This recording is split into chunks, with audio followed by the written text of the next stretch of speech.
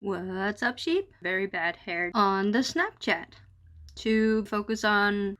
Oh, I shouldn't have had my chewing gum. Today's video is about the Karuak event. Karuak. I don't know how to pronounce that, obviously. It is a reoccurring event, so we will be facing it again, and for that, I want us to do better. We need to reach 40 on our own, and then we can call for help for the last 10 levels, because that is when it gets difficult.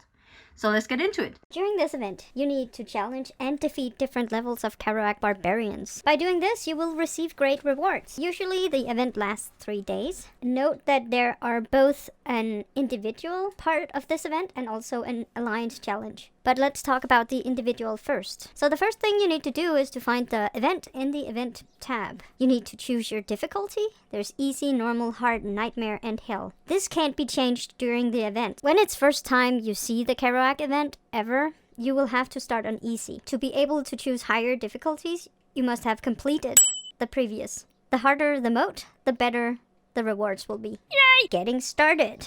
It costs AP to summon the Karuak, challenge the Karuak, and it also costs AP per army that you use. This is the first reason to use Peacekeeper commanders. Commanders with their talent tree set up for peacekeeping. They can reduce the AP costs to attack neutral units, which also means Karuaks. There are 3 ways to attack Karuaks. There are regular attacks, where you attack with a single army.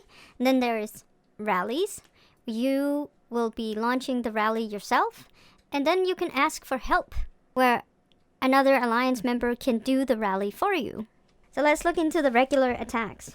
When you attack with a regular commander that is not set up for peacekeeping, you will be paying 50 AP action points to do 1 attack. If you use a peacekeeper that is set up for peacekeeping, it costs 40 action points at first. Then if you use the same army without going home to heal, every subsequent attack will have a reduced action point cost. So first time you do an attack, it will be 40 action points, and then 38, all the way down to 30. Second way to attack Karuaks. You can rally them. It costs 150 AP for you to launch a rally, and 150 AP for your allies to join. You can do a rally and attack the Karuak also outside of the rally with individual armies. If you're low on troops, you could try just putting 10 or 20,000 troops in your rally and make your alliance members fill up your rally, and then have troops on the side to attack individually next to the rally. Of course, you would use a peacekeeper for rallies as well as for the individual attacks. Don't use Lohar for rallies. Remember to think about which commander you're using, so you can ask for the right kind of troops to join your rally. The last way to attack the Karuak is asking for help. Oh! This will expend 1 Karuak mark. You will have 5 of them from the start, which I would recommend that you save for the last 5 levels. You can also be lucky to earn them while helping your allies in rallies. An important note to the rallies is that normally when you rally barbarian forts, you're able to reinforce the rally after it has deported. In Karuak event rallies, you can't join a rally that is already marching. You can only join it in the mobilization period. At the end of the event, players will receive treasure based on the highest level they got defeated. Now, before you start, I would suggest that you pick runes. It's smart to pick up the Rune of Proficiency, which gives you XP buff, because the Karuak gives good XP, so if you can actually gain even more in percent, then it's worth it. Later, when you have done your attacks for the day and you're taking a break, it's smart to pick up an action point recovery rune to restore your action points faster. I would also recommend you using an attack buff and maybe even an army expansion pack for the last day, so you can carry more troops in battle.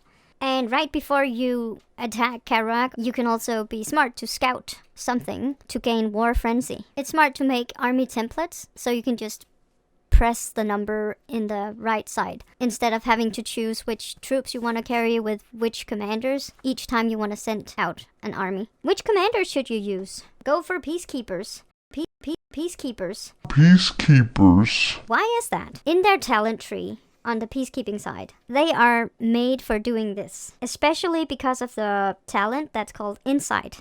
This reduces the action point cost to attack neutral units. And a quick study, which increases the XP gained. And trophy hunter, which will give you 15 times level 1 resource packs after defeating neutral units. The most important thing is that the primary commander is a peacekeeper. You can use other commanders as secondary. This event is very action point heavy. So how do you even get more action points? You get them from daily objectives. There you can get 100 action points. You can get them from the VIP shop for food. You pay food, you get action points. And the Treasure of King bundle that you can buy is the most expensive one, but it is also the one that contains action points. You can also add action points for gems. When you run out, it will ask you if you want to fill it up for gems. Basically, you get 500 action points. The price for the 500 action points gets increasingly more expensive. So if you don't have a lot of action point saved up, remember to drain your action points completely and refill with gems. Remember to do it each day, because if you wait until the last day, it will be very expensive. The price for refilling action points for gems resets at server reset. There are 50 levels in total to defeat. I start out to use an army, and I go as long as I can with that same army to save me the action points. Remember, after the first 5 attacks, if you're using Peacekeeper, you will only be paying 30 action points per attack. So it's worth making your troops stay out on the map longer, as long as possible. So when it starts getting difficult to beat one Karuak, there's a little trick you can do before starting to ask people to join your rally. You want to drag out 2 armies on the map. You would have a primary army that is the absolute strongest, with the best commander. Make the primary army start the attack on the Karuak. At the same time, you would have a secondary army ready to take over when the first army's health gets low. You would send in the secondary to keep the Karuak busy while you go home to your city with the first army to heal it up, and then bring it out again to take over for the secondary army. Why would you do this? It's because whenever the Karuak is not kept busy, it instantly heals up to max health again, and you have to start all over. Now quickly about the Alliance Challenge of the Karuak event. It has 5 different levels. So to do the first difficulty, 15 members must have completed Challenge 15 on normal or higher difficulty. Then the next one would be 20 members must have completed Challenge 20 on hard difficulty or higher. And it continues like that. So during one event, when you get higher level in the game, your alliance will be able to do several of these bosses. Basically, in the alliance event, you will pick a time where you will summon this boss, and then you need to have as many members meet up with peacekeeper armies to beat the boss together. So it's a good idea to send out a ready check to decide on a time where the most people are able to participate. So that was it for the Karuak event. I'm sure there will be more questions to it, and feel free to leave a comment and I'll try to answer it. If you like the video, leave it a like. See me in the next video. Bye!